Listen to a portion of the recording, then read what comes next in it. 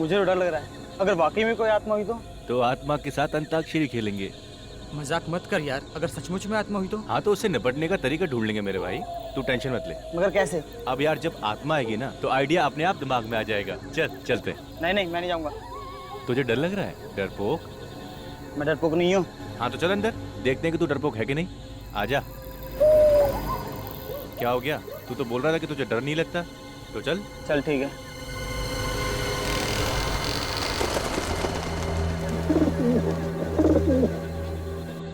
चल ना।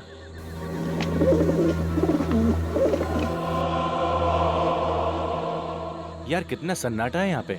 मैं कह रहा था तुझे अंदर नहीं चलते, मगर तू। ए डरपोक, तू बात बात पे ना डरना छोड़ दे। ये साइलम था, सोच एक जमाने में कितने लोग रहते होंगे यहाँ।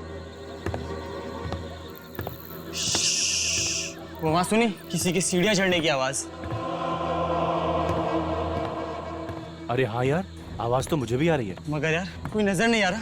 अब तो मुझे भी डर लग रहा है यार। ये आवाज तो बढ़ती ही जा रही है। कहीं ये आवाज हमारी तरफ तो नहीं आ रही? वो देखो कौन है।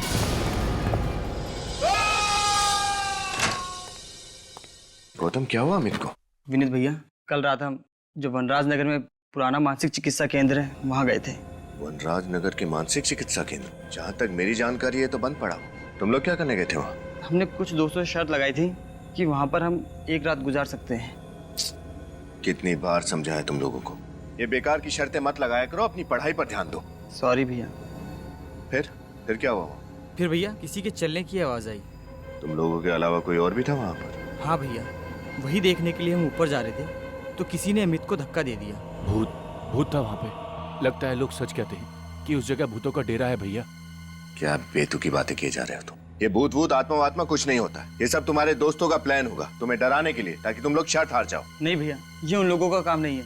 जरूर कुछ और ही था वहाँ पर। कुछ और? तुम्हारा कजिन गौतम, अब तबीयत कैसी है उसकी? सर मेरा कजन तो ठीक है, लेकिन उसका दोस्त अमित बहुत डरा हुआ है। लगता है कि कल रात के सदमे ने बहुत गहरा असर छोड़ा है उसके दिमाग पर। विनीत, तुम्हें उसे कुछ कहना चाहिए था। कैसे उठपटांग शर्तें लगाते हैं ये बच्चे आजकल। आजकल के बच्चे सुनते कहाँ हैं सर? सर मेरी मदद कीजिए सर। सर प्लीज मेरी मदद कीजिए। एक मिनट, आइए, बैठिए बैठिए, पानी लेकर आओ। बताइए क्या नाम है आपका? सर मैं जूही हूँ। मेरे पति राहुल सर कल से गायब है सर। उनका फोन भी नहीं लग रहा सर। पता नहीं कहाँ चले गए सर। पानी पीजिए। अच्छा, आपके पति राहुल कल शाम से गायब है? जी सर। अच्छा, कोई फोन वोन आया था उनके बारे में? किसी ने फोन किया था? नहीं, कोई फोन नहीं आया। अच्छा, उनके पास मोबाइल फोन तो होगा ना? जी जरा उनका नंबर दीजिए। सर 1644022787। लगा। अच्छा, आखिरी बार कब बात हुई थी तुम्हारी अपने पति राहुल के साथ? सर कल जब वो ऑफिस में थे तब मेरी बात हुई थी सर। उसके बाद वो घर ही नहीं आए। राहुल जी काम कहाँ करते हैं? सर टिस्टो नाम की एक एड एजेंसी में। अच्छा, टिस्टो एड एजेंसी में। जी सर। देखिए, बिल्कुल घबराइए मत, आपके पति को हम ढूंढ निकालेंगे। Thank you so much sir. हाँ सर मोबाइल कंपनी से राहुल के मोबाइल का लोकेशन पता चल गया है। कहाँ पर है? सर उसका मोबाइल वनराज नगर इलाके के एक पुराने बंद पड़े असाइलम में है। वनराज नगर के असाइलम में? सर कल रात को गौतम और अमित भी वहीं गए थे।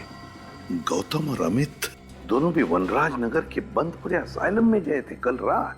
और इस जूही का पति राहुल, उसके फोन का आखिरी लोकेशन भी वनराज नगर ही था। सारा चक्कर क्या है? वनराज नगर असाइलम।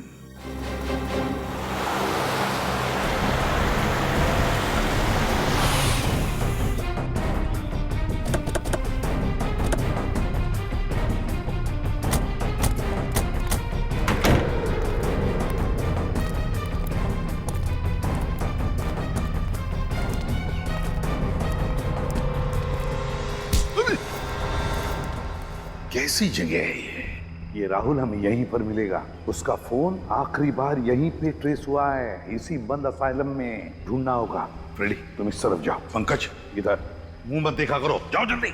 विनीत, इस तरफ जा, मैं उधर जाता हूँ। हाँ, संभल के।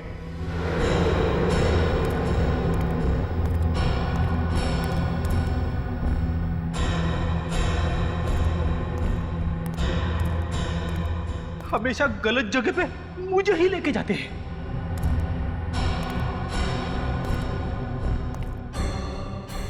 निखिल भी था, उसे भी ले जा सकते थे, मगर नहीं।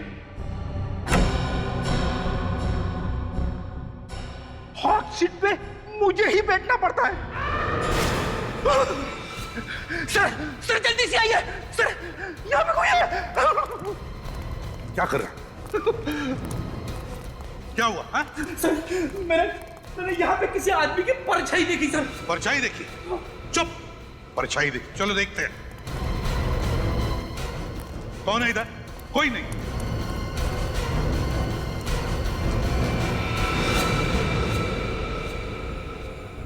कहीं ये राहुल तो नहीं? फोटो दिखा, उसके पत्नी ने दिया हुआ। क्या ये राहुल ही तो है? सर कितनी बेरहमी से इसकी गर्दन मरोड़ी है। जिसने भी किया है ना, कोई ताकतवर इंसान है।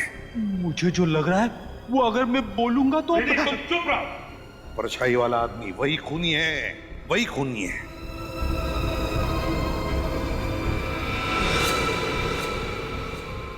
सर, हाँ, ये देखिए सर। ये राहुल का हो सकता है कैमरा। सर अगर राहुल इस कैमरे से शूटिंग कर रहा था तो हो सकता है इस खूनी की रिकॉर्डिंग भी होगी उसमें। चेक करो।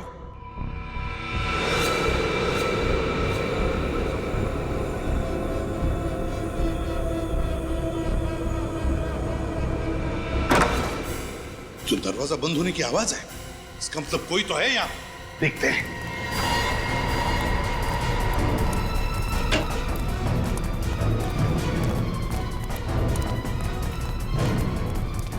देखो कहां से आवाज आ रही है। सर यहाँ पर लाइट चल रही है, लगता है कोई रहता है यहाँ। हाँ,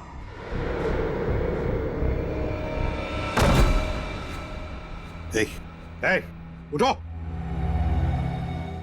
कौन हो तुम? यहाँ क्या कर रहे हो? मैं यही रहता हूँ। बीवी मर चुकी है, बेटों ने मुझे घर से निकाल दिया। मैं भीख मांगकर अपनी पेट की आग बुझाता हूँ। आपके बेटों ने आपको घर से बाहर निकाल दिया? शर्म आनी चाहिए उन्हें। यहाँ पर एक खून हुआ है। खून?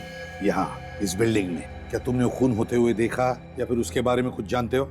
कल मैंने कुछ लोगों का शोर शराबा सुना। शोर शराबा? हाँ, कल कुछ लोग दारू पी के शोर शराबा कर रहे थे। मुझे लगा दारू पी के ये लोग मस्ती कर रहे, इसलिए मैंने ध्यान नहीं दिया। अच्छा, यहाँ पे कोई लड़की आती रहती है? लड़की? वो मरी हुई लड़की, नर्स। नर्स? नर्स है वो? हाँ, वो खून की प्यासी है।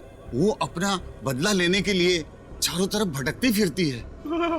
खून की प्यासी आत्मा। सर, आत्मा। कौन हो सकता है ये ताकतवर इंसान जिसने इतनी बेरहमी से राहुल को मारा है? सर, हाँ, फुटेज रेडी है। दिखा।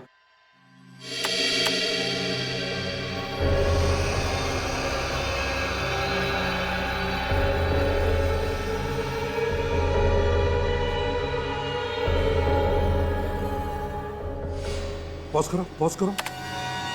जिसकी भी परछाई है उसके सिर पर भी कुछ पहना है, टोपी जैसे। नर्सेस के सिर पर जैसे वो टोपी होती है, उस तरह का। हाँ सर, वो बुजुर्ग आदमी भी तो बता रहा था ना कि असाइलम में एक नर्स आती है। फिर आगे प्ले करो।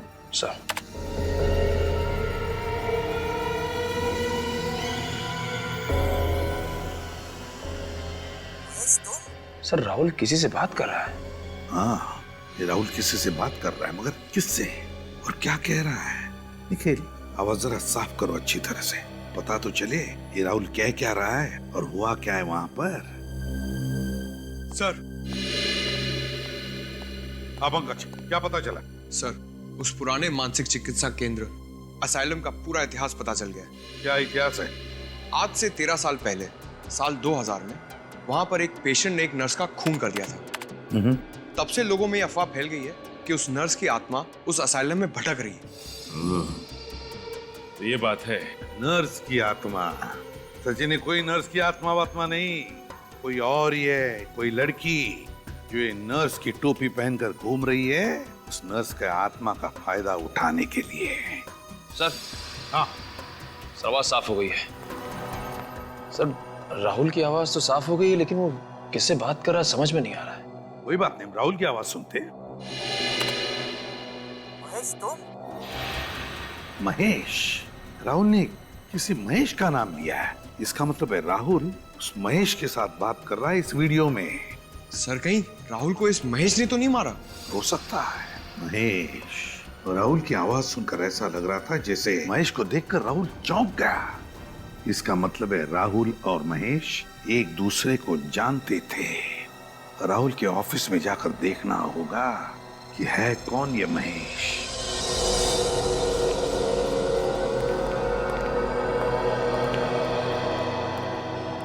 जी कहिए, किससे मिलना है आपको? आप कौन है? जी मैं इस एड एजेंसी का क्रिएटिव हेड हूँ। हम लोग सीआईडी से हैं। आपके ऑफिस में राहुल काम करता था, उसके बारे में कुछ पूछताछ करनी है। राहुल हमारे लिए एड फिल्में बनाया करता था, सबसे काबिल एड फिल्म डायरेक्टर था वो, लेकिन बहुत गलत हुआ उसके साथ। वैसे आप लोग क्या पूछना चाहते हैं? देखिए, अक्सर इंसान के दुश्मनों की गिनती उसकी कामयाबी की सीढ़ियों की तरह बढ़ती जाती है। आप हमें ये बताइए कि इस ऑफिस में राहुल का कोई दुश्मन था क्या? कोई ऐसा था जो उसकी कामयाबी से जलता था? जी बिल्कुल नहीं सर। देखिए, हम सभी यहाँ पर एक परिवार की तरह मिलजुल कर काम करते हैं। किसी की किसी से कोई ईर्ष्या या दुश्मनी नहीं है। ये सब कहने की बातें हैं। अक्सर लोगों को अपने करीबी लोग या दोस्तों की कामयाबी से पेट में दर्द तो होता ही है। क्यों? देखिए, मैं आपकी बात से इनकार तो नहीं करता, लेकिन राहुल की किसी के साथ कोई खास दुश्मनी नहीं थी। महेश से? महेश? कौन महेश? कौन महेश? इस एड एजेंसी में महेश नाम का आदमी काम करता है ना? जी नहीं। तो राहुल के मुंह से कभी महेश का नाम सुना? जी कभी नहीं। राहुल का कोई डेस्क तो होगा ना यार? हाँ है। क्या हम देख सकते हैं? जी हाँ, आइए मैं आपको दिखाता हूँ। अच्छा, राहुल को वनराज नगर के पुराने असाइलम में इस एड एजेंसी ने भेजा था? जी नहीं, हमने नहीं भेजा। ये है राहुल का डेस्क। अच्छा ये बताइए कि पिछले कुछ दिनों से राहुल किसी बात को लेकर परेशान था क्या? जी हाँ, पिछले कुछ महीने से वो काफी छुट्टियां लेने लगा था।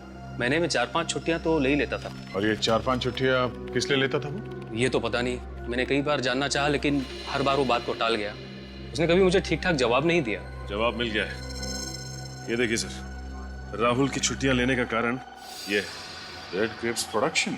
राहुल तो इस एड एजेंसी में काम करते करते इसने खुद का प्रोडक्शन हाउस भी खोल लिया। राहुल ने खुद का प्रोडक्शन हाउस खोल लिया और हमें पता तक नहीं। हो सकता है सर ये अपनी ही किसी शूटिंग के सिलसिले में उस मानसिक चिकित्सालय गया, मगर उसने हमें किसी भी बात की भनक तक लगने नहीं थी। भनक लगने देता कैसे? अगर आप लोगों को पता चलता कि राहुल खुद का प्रोडक्शन हाउस खोल के बैठा है, तो क्या आपकी एड एजेंसी उसे एड फिल्म बनाने देती? ये बात तो है। जरा देखो कुछ और मिलता है क्या?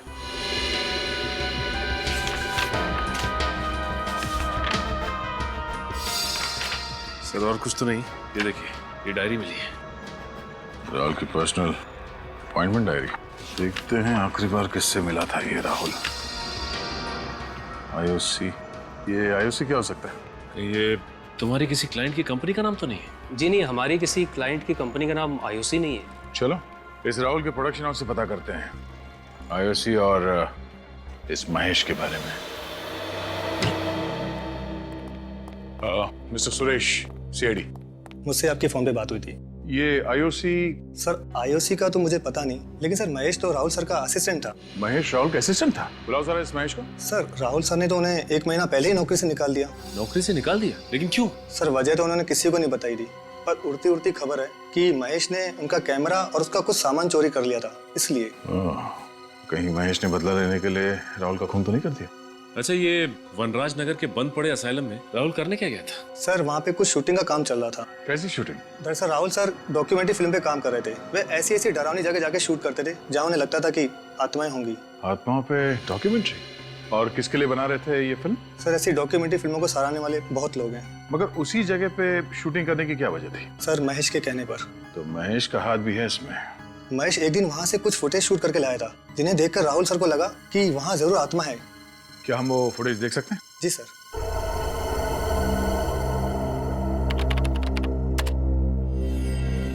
सर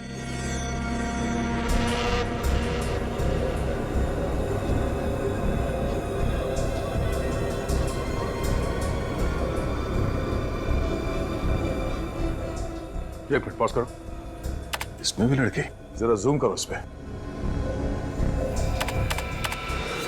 देखा सचिन, कांच में लड़की का चेहरा साफ नजर आ रहा है। राहुल की वीडियो रिकॉर्डिंग में भी लड़की दिखी थी ना? हाँ सर, लगता है ये लड़की महेश से मिली हुई है और इन दोनों ने मिलकर राहुल का खून किया है। अब इन सारे सवालों का जवाब उस मानसिक चिकित्सालय से ही मिलेगा।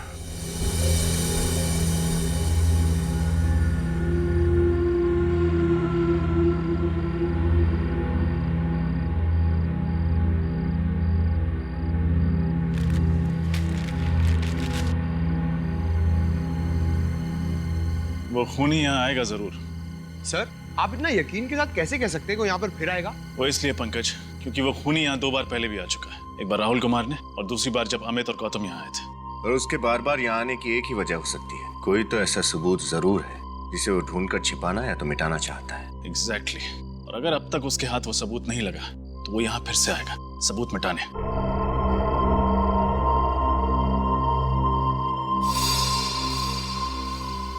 ये देखिए, खून की प्यासी नर्स। अब इसकी प्यास जेल में ही बुझेगी। ये मेन हॉल में है, चलो। अरे अभी तो इधर थी, कहाँ गई? ये तो उसी आदमी की आवाज है जो यहाँ रहता है। ऊपर चलो, ऊपर।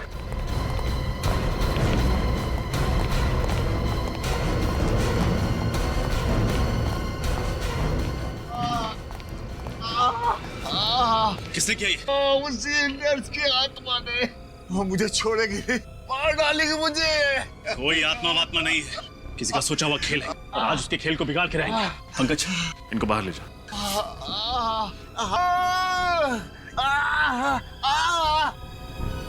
विनीत, इस कमरे की अच्छी तरह तलाशी लो। कोई तो वजह होगी कि वो खूनी इस बुजुर्ग आदमी को मारना चाहता है।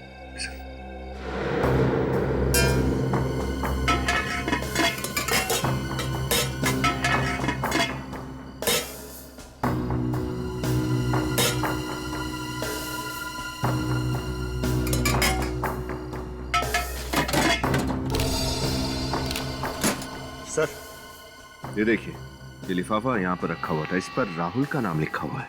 राहुल का नाम? ये लिफाफा आईओसी लैब ने भेजा। एक मिनट, राहुल की डायरी में आईओसी लैब के साथ अपॉइंटमेंट के बारे में लिखा था ना? सर कहीं ये खूनी इस लिफाफे को ढूंढने तो यहाँ बार बार नहीं आता। देखते हैं इसके अंदर क्या है। व्हाट? एक लड़की की हड्डी के टुकड़े की फोरेंसिक रिपोर्ट? अब ये क्या नई पहेली है? एक लड़की की हड्डी की फोरेंसिक रिपोर्ट इस बुजुर्ग आदमी के कमरे में क्या कर रहे हैं? सर कहीं ये रिपोर्ट इसे राहुल की लाश के पास तो नहीं मिली और ये उठाकर उसे यहाँ ले आया? हो सकता है विनीत, या फिर ऐसा भी हो सकता है कि राहुल ने मरने से पहले ये लिफाफा आकर इस कमरे में छुपा दिया, उस समय जब ये बुजुर्ग आदमी इस कमरे में नहीं थे। शायद ऐसा ही हुआ होगा सर, वरना पूछताछ करने के बाद ये आदमी हमें इस लिफाफे के बारे में जरूर बताता, लेकिन इसने कुछ नहीं बताया। हाँ विनीत, ये बात भी है। आईओसी लैब से हड्डी का टुकड़ा साड़ू के साहब को भेज दो।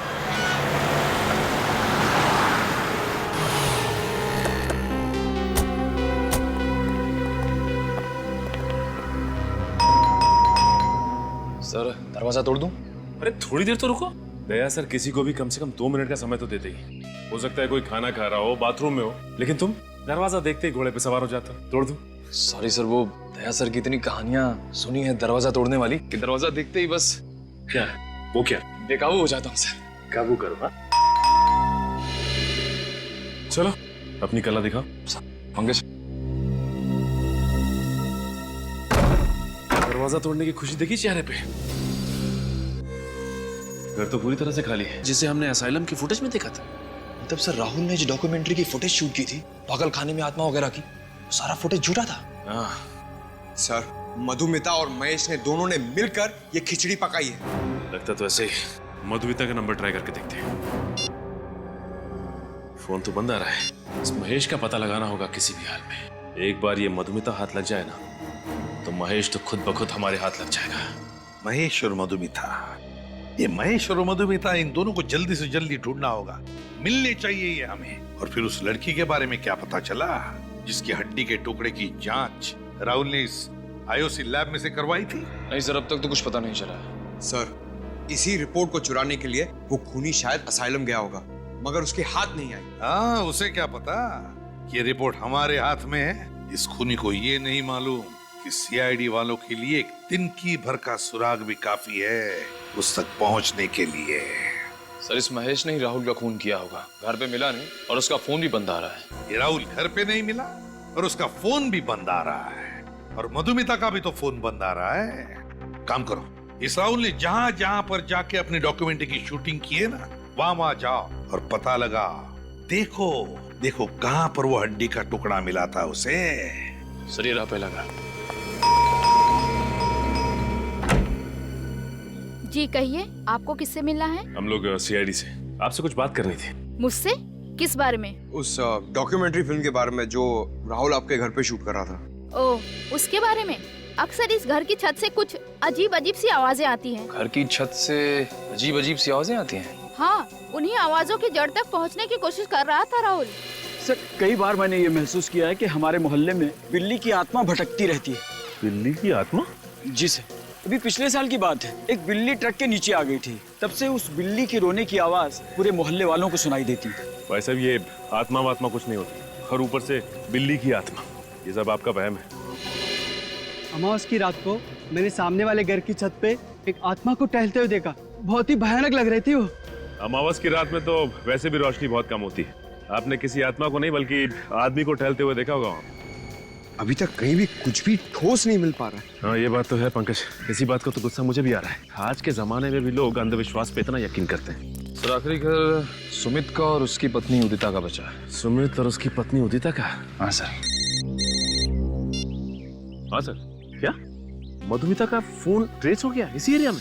सर, ये तो बहुत ही अच्छी खबर है। फिर तो इस महेश तक हम आसानी से पहुंच सकते हैं। ओके सर, हम लोग वहां पहुंच रहे हैं।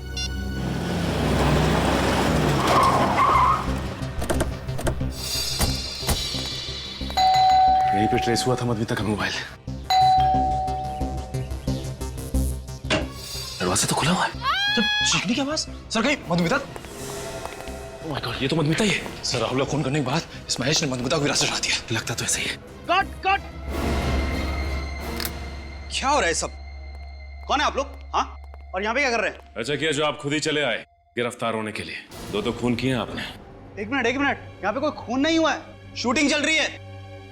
मधुमिता, उठो और बताओ इन्हें। मधुमिता। Yes sir. तुम फिर से शॉट में सो गई थी? नो सर, ये लोग एक्टर नहीं है। मुझे तो लगा आपने मुझे बिना बताए सीन में कुछ बदलाव कर दिया सर। बदलाव तो इनकी जिंदगी में अब सीआईडी लाएगी। आप लोग सीआईडी से? जी हाँ, सीआईडी से। सर, पर हमने तो कोई कानून नहीं तोड़ा, और यहाँ पर हम परमिशन लेके शूट कर रहे हैं। हमें सब कुछ पता है कि तुमने क्या किया है। सब कुछ? जी हाँ, सब कुछ। ये डॉक्यूमेंट्री शूट करने के बहाने ये जो अंधविश्वास फैला रहे हो ना तुम, सब कुछ मालूम है हमें कि उस पागल खाने में शूटिंग भी तुम्ही ने की थी। मगर सर, और हमें ये भी पता है कि राहुल का खून तुमने किया है। तुमने। ये सब झूठ है, सब बकवास है। सब सारी बकवास ब्यूरो में समझ में आ जाएगी।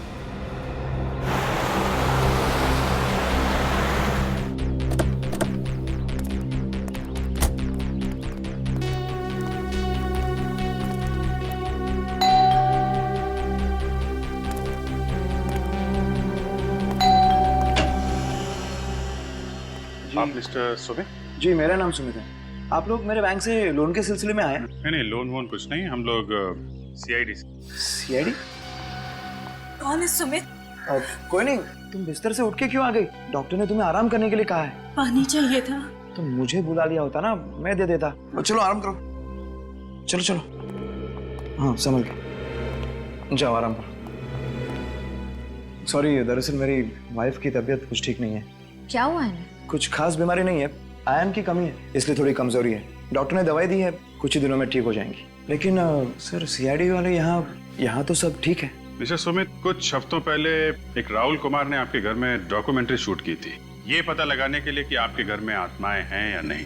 ओह, उस डॉक्यूमेंट्री के सिलसिले में आप लोग यहाँ आए हैं? जी हाँ, हम आपको बता दें कि मिस्टर राहुल का खून हो गया है। What? राहुल का खून हो गया? कैसे? किसने किया ये सब? बस उसी की इंक्वायरी चल रही है, उसी का पता लगा रहे हैं हम लोग। अच्छा सुमित, आप काफी पढ़े लिखे आदमी हैं, फिर भी आप भूत प्रेत पे यकीन करते हैं? सर, किसी के पढ़े लिखे होने या ना होने से कोई फर्क नहीं पड़ता। वैसे मुझे पूरा विश्वास है कि आत्माएं नहीं होती, इसलिए तो राहुल को बुलाया था यहाँ, ताकि वो इस घर को शूट करे और उदिता का वहम दूर हो। वहम? कैसा वहम? उदिता को अक्सर इस घर में अकेले में आवाजें सुनाई देती हैं, और उसे लगता है कि इस घर में कोई आत्मा है जो डेरा डाले बैठी है। तो इसलिए आपने राहुल से कहा कि यहाँ का शूटिंग करे और पता लगाए यहाँ आत्मा है या नहीं। एग्जैक्टली।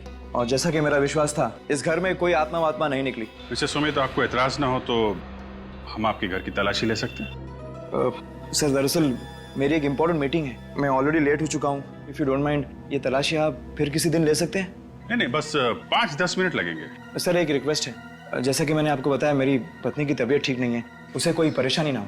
नहीं, उसका ध्यान रखेंगे हम लोग।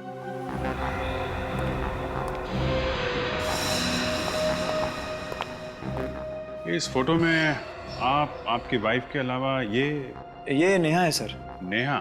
जी, यहाँ पेइंग गेस्ट के तौर पे रहती थी। काफी दोस्ती लगती है आपकी वाइफ की और नेहा के बीच में। आपने ठीक पहचाना, नेहा और उदिता अच्छे दोस्त थे। इनफैक्ट सितंबर 2012 में जब नेहा मुंबई में हमारे यहाँ रहने आई, उसके बाद नेहा और उदिता में दोस्ती और गहरी हो गई।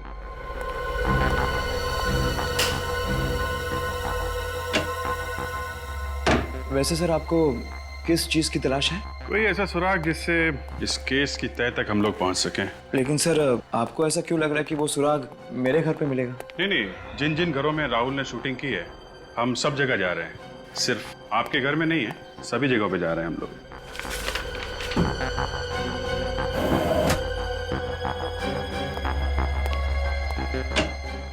ये आपके घर में तहखाना? जी सर, लेकिन वहाँ कोई खास सामान नहीं है, पुराना फर्नीचर वगैरह। मैं देखना चाहूंगा।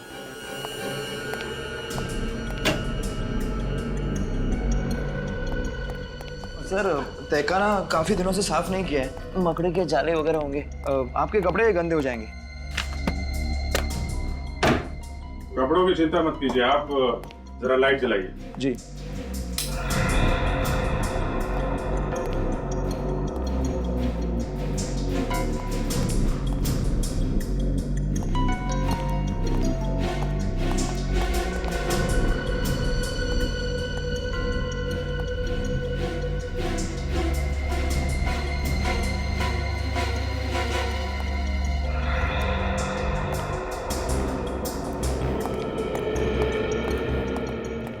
सर, पूरे घर की अच्छी तरह से तलाशी ली है, कोई खास सुराग मिला नहीं। मैंने कहा था ना सर, आपके मतलब की कोई चीज यहाँ नहीं मिलेगी। ठीक है सुमित जी, अभी तो हम लोग जा रहे हैं, लेकिन जरूरत पड़ी तो आपको दोबारा परेशान करेंगे। सर, आप बेवजह हम पर शक कर रहे हैं। हमने राहुल का खून नहीं किया। हर खूनी यही कहता है कि उसने खून नहीं किया। राहुल का कैमरा तुमने चुराया, उसका बाकी का सामान भी तुमने ही चुराया है ना? चुराया नहीं था सर, बिना कहे कुछ समय के लिए इस्तेमाल किया था। ये डॉक्यूमेंट्री फिल्म शूट करनी थी और इसलिए राहुल ने तुम्हें नौकरी से निकाल दिया और तुमने उसकी जान ले ली। आप क्या कह रहे हैं? इतनी छोटी सी वजह के लिए मैं उसकी जान क्यों लूंगा? ओहो, नौकरी से निकाल दिया वो तुम्हें छोटी सी वजह लगती है, हा? ये तो बहुत बड़ी वजह है, समझे? हमारे लिए तो ये बहुत बड़ी वजह है। और तुम मधुमिता, तुम्हारा क्या कहना है? सर, मुझे इस सब में क्यों फंसाया जा रहा है सर? कोई फंसा नहीं रहा है तुम्हें यहाँ पर, समझे? सर देखिए, मैं तो सिर्फ एक एक्ट्रेस हूँ। मुझे जो भी किरदार मिलता है मैं बस पूरी ईमानदारी से उसे निभाती हूँ सर। हाँ, ये तो बड़ी ईमानदारी से अपना किरदार निभाती है। इतनी ईमानदारी से कि इसे पता ही नहीं चलता वो कौन सा किरदार निभा रही है और किस लिए, है ना? जानते हो इस लिफाफे में क्या है? नहीं, क्या है? इस लिफाफे में उस लड़की की हड्डी की डीएनए रिपोर्ट है जो राहुल ने लैब में भेजी थी। हड्डी की डीएनए रिपोर्ट? हाँ, हड्डी की। तो बताओ, राहुल के अलावा और किसकी जान ली है तुमने? वो लड़की कौन थी जिसे मारा तुमने? मैंने किसी की जान नहीं ली। आप मेरा यकीन क्यों नहीं करते? तो फिर वनराज नगर क्यों गए थे असाइलम में, राहुल के पीछे पीछे? हाँ? उसे डराने के लिए। पर वो सब मजाक था, सिर्फ मजाक। हाँ, मैं राहुल से बदला लेना चाहता था, लेकिन उसे डरा कर, उसे मारकर नहीं। अच्छा अच्छा अच्छा। और डराने के लिए तुम मधुमिता को लेकर गए थे ना, नर्स की आत्मा बनाकर, है ना? नर्स की आत्मा? हाँ, नर्स की आत्मा। बिल्कुल नहीं सर, महेश के साथ इससे पहले मैंने सिर्फ एक ही बार शूटिंग की थी और उसमें मैं नर्स नहीं बनी थी सर। हाँ सर, वहाँ मैं अकेले ही गया था, मेरे साथ कोई नहीं था। अकेले गया था? मतलब कि वो परछाई नहीं थी, वो आत्मा असली थी सर। पंकज, अगर तुम अकेले गए थे तो फिर तुम कहाँ थे 25 फरवरी की रात को? बताओ। मैं अपनी सहेली की शादी में गई थी सर, आप चाहे तो निशा से पूछ सकते हैं। वो तो हम पूछ ही लेंगे, पूरी पूछताछ करेंगे हम तुम दोनों के बारे में। फिलहाल तो तुम्हें जाने दे रहा हूं मैं, लेकिन एक बात याद रखना, अगर जरूरत पड़े तो तुम दोनों को फिर से आना पड़ेगा यहाँ पर, समझे? जा सकते हो। Thank you sir.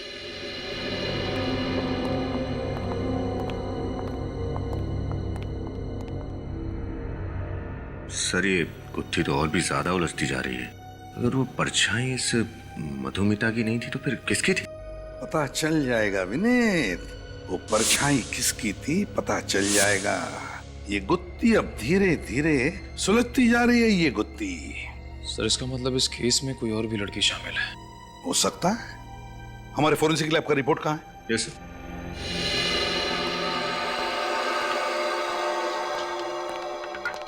ये रहा सर। ये देखो साळुंखे का रिपोर्ट। हड्डी पर जिंक ऑक्साइड के ट्रेसेस मिले थे। जिंक ऑक्साइड तो रैट पॉइजन में, चूहे मारने की दवाओं में इस्तेमाल किया जाता है। जरा याद करके बताओ, जब तुम लोग उन 4 घरों में पूछताछ करने के लिए गए थे जहां पर राहुल ने अपनी डॉक्यूमेंट्री की शूटिंग की थी, तो वहां पर तुम्हें कोई रैट पॉइजन दिखा? जरा याद करो अच्छी तरह से। चूहे मारने की दवाई याद है सर। ये सुमित और उदिता के घर के तहखाने में मैंने एक चूहेदानी देखी थी। चूहेदानी थी सुमित और उदिता के घर में? अगर चूहादानी है तो चूहे मारने की दवाई भी होगी। ये सुमित और उदिता जरूर कुछ न कुछ छुपा रहे हैं हमसे। सुमित और उदिता के इंटरव्यू में एक बात गौर करने वाली है सचिन। वो कैसे? जैसे उदिता ने नेहा का नाम लिया, सुमित परेशान हो गया। सर लगा तो मुझे भी ऐसा ही था, लेकिन ये नेहा तो उदिता की सहेली है ना, उसके घर पे रहने के लिए गई थी, तो फिर सुमित उसे लेके परेशान क्यों होगा? कुछ तो है सचिन जो ठीक नहीं है। ये नेहा इनके घर रहने आई थी और फिर अचानक गायब हो गई। हाँ सर, कुछ तो ऐसा है जो अब तक हमें पता नहीं चला है। उदिता ने अपने इंटरव्यू में भी ये नेहा कहाँ रहती है बताया था ना? इस सीपी कॉलोनी पुणे। पुणे। अब वहाँ नेहा के घर चलकर पता चलेगा कि माजरा क्या है। हाँ हाँ आ रही हूँ।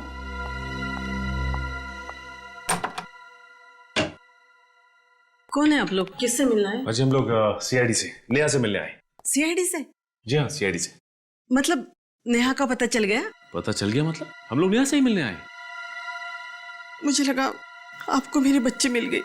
कहाँ है नेहा? पता नहीं, 1 महीना हो गया लापता। ना कोई फोन ना कोई खबर। भगवान जाने मेरी बेटी किस हाल में होगी। आप बिल्कुल फिक्र मत कीजिए, आपकी बेटी नेहा को हम लोग ढूंढ निकालेंगे। अच्छा ये बताइए कि किसी ने फोन किया था आपको? हो सकता है आपकी बेटी को किसी ने अगवा किया। कोई फोन आया था? नहीं बेटा, मैं तो विधवा हूँ। किसी तरह नेहा को पढ़ाया लिखाया, इस काबिल बनाया कि वो अपने पैरों पर खड़े हो जाए। अगर किसी अगवा करने वाले का फोन भी आता ना, तो उनको देने के लिए मेरे पास पैसा है ही कहाँ। माँ जी कहीं ऐसा तो नहीं कि नेहा अपनी मर्जी से घर छोड़ के चली गई हो? अरे कैसी बातें कर रहे हैं आप? दुनिया की ऐसी कौन सी बेटी होगी जो अपनी माँ को इस तरह छोड़ के जाएगी, वो भी बिना बताए। माँ जी अगर आपको एतराज ना हो तो हम नेहा के कमरे की तलाशी ले सकते हैं। शायद उसके कमरे से ऐसा कुछ मिल जाए जो हमें नेहा तक पहुंचा दे। जी। पंकज कमरे की तलाशी। कहाँ है उनका रूम? भाई तरफ। Thank you. अच्छा ये बताइए कि नेहा से आपने आखिरी बार कब बात की थी? 19 जनवरी को, जिस दिन नेहा वापस आने वाली थी। सुबह उसका फोन भी आया था, कह रही थी 12 बजे की बस से आएगी, लेकिन वो आई नहीं।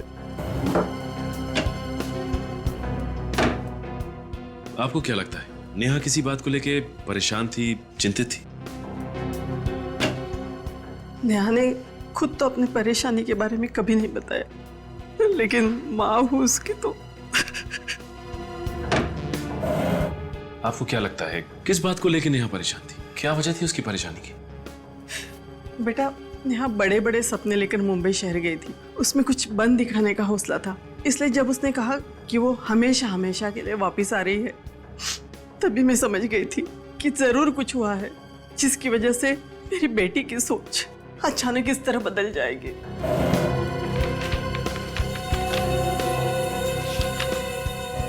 सर! पंकज,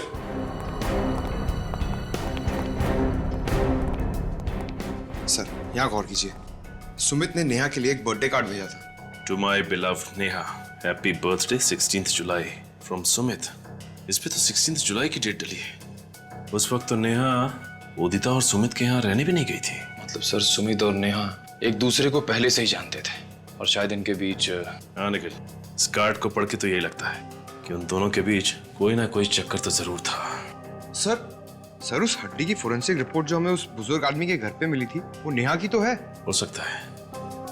निखिल नेहा का हेयर ब्रश उठा लो, नेहा के बाल का डीएनए टेस्ट करवाते हैं, पता चल जाएगा कि वो हड्डी नेहा की है कि नहीं।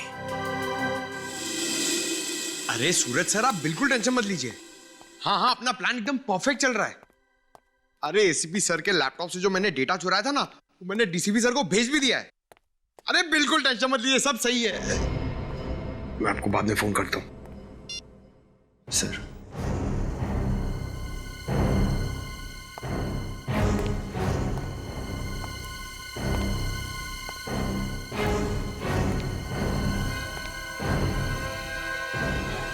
तुम एक सीआईडी ऑफिसर हो,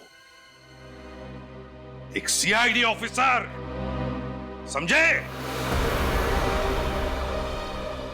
और सीआईडी ऑफिसर वही काम करता है जो अपने देश के या फिर समाज के हित में होता है। सर मैं समाज के लिए सोचता हूं सर। बस या अपने आप से कहो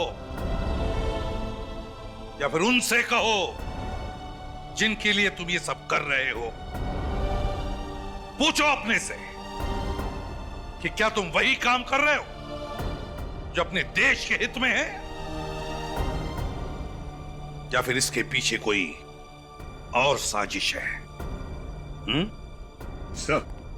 हाँ सर, नेहा के बाल की डीएनए रिपोर्ट आ गई सर। क्या पता चला? सर नेहा के बाल का डीएनए और वो हड्डी जो राहुल ने भेजी थी उसका डीएनए दोनों मैच हो गए सर। दोनों मैच हो गए? मतलब नेहा का खून हो चुका है। और जो सुमित के ऑफिस से पता चला है कि सुमित अक्सर काम के सिलसिले में पुणे जाया करता था और शायद वहीं पे उसकी नेहा के साथ दोस्ती और गहरी हो गई। तो फिर हुआ ये होगा कि नेहा पीछे पड़ी होगी सुमित के, मुझसे शादी करो, मुझसे शादी करो, और फिर उससे छुटकारा पाने के लिए सुमित ने नेहा को खत्म कर दिया। सुमित, इस सुमित के नाटक से पर्दा हटाने का वक्त आ गया है।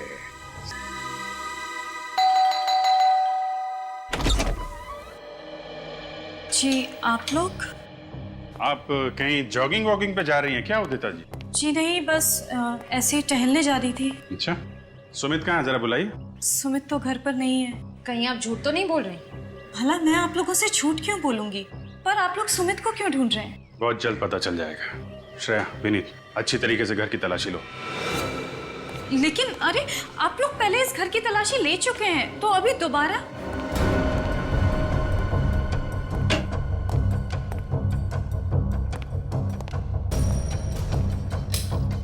क्योंकि इस बार हमें यकीन है कि हमें वो सबूत मिल जाएगा जिससे हम साबित कर सकें कि आपके पति सुमित जी एक खूनी है। क्या? सुमित और खूनी? ये सब आप क्या कह रहे हैं? आपको याद है नेहा गायब हो चुकी है? हाँ मुझे पता है, मगर सुमित का इन चीजों से क्या लेना देना है?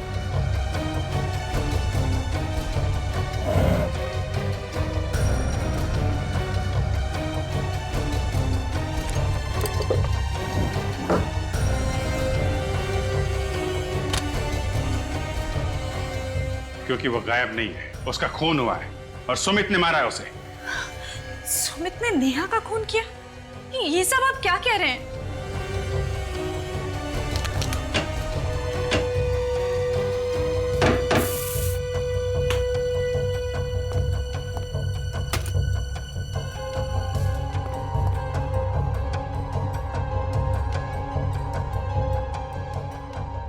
मेरे पति किसी का खून नहीं कर सकते। सर। हाँ विनीत। सर नीचे आइए प्लीज।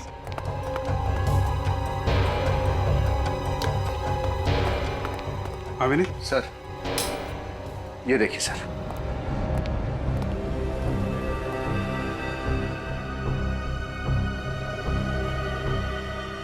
इतना सारा खून? सर लगता है कि नेहा की लाश के टुकड़ों को यहीं पर रखा गया होगा। ये सब क्या है? वही तो हम आपसे पूछना चाहते हैं, क्या ये सब? मुझे कैसे पता होगा? मैं नहीं जानती कि ये सब यहाँ कैसे आया। एक लड़की नेहा जो आपके घर में पेइंग गेस्ट के तौर पे रहती है, आपकी सबसे अच्छी सहेली है, वो अचानक गायब हो जाती है, आपको कुछ पता नहीं चलता? सर लेकिन उदिता,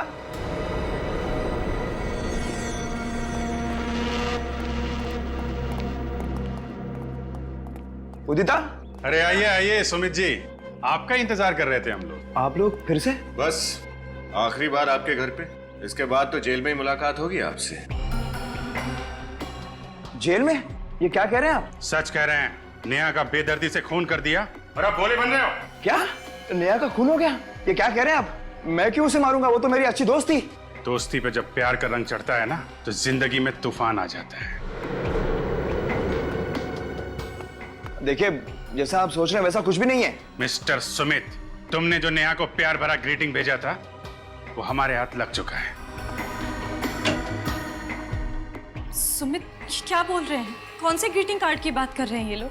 उदिता इन पर विश्वास मत करो, ये लोग झूठ बोल रहे हैं।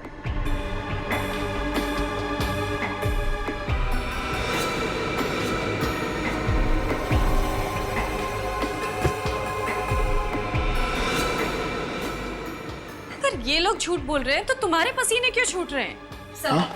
सर ये देखिए, अंदर से ये नर्स के कपड़े मिले। नर्स के कपड़े? ना तो ये नर्स है और ना ही आप नर्स हैं सुमित जी, तो फिर ये नर्स के कपड़े कौन पहनता है? भूल गए विनीत, राहुल के खूनी ने भी नर्स के कपड़े पहने हुए थे। सर और तो और ये मार्शल आर्ट्स के कपड़े भी मिले हैं, ब्लैक बेल्ट के साथ। ओह, तो आप मार्शल आर्ट भी जानते हैं? नहीं सर, मैं मार्शल आर्ट नहीं जानता, वो तो उदिता जानती है। उदिता जी, आप मार्शल आर्ट जानती हैं? और एक मार्शल आर्ट जानने वाला ही राहुल की इतनी बेदर्दी से गर्दन मरोड़ सकता था। उदिता, रुको!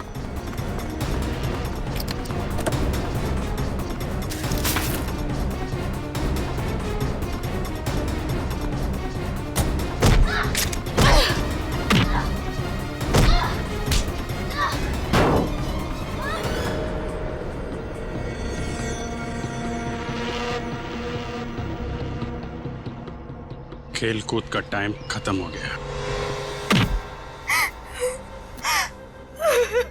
क्यों किया ये सब? नेहा और मैं बहुत अच्छे दोस्त थे, इसलिए नेहा जब पुणे से मुंबई आई तो मैंने उसे अपने घर पे रहने दिया और बदले में उसने क्या दिया? उससे मेरा पति छीन लिया। लाश कहाँ है नेहा की? पीछे गार्डन में दफनाई हुई है। मुझे ऐसा लगता है कि इस घर में जो आवाजें हैं वो नेहा की आत्मा की है। आत्मा की नहीं, तुम्हारे अंतरात्मा की आवाज है। तुम्हारा गिल्ट, आत्मग्लानि तुम्हें तब तक परेशान करते रहेंगे जब तक तुम्हारे किए की सजा तुम्हें नहीं मिल जाती। शायद फांसी होगी तुम्हें।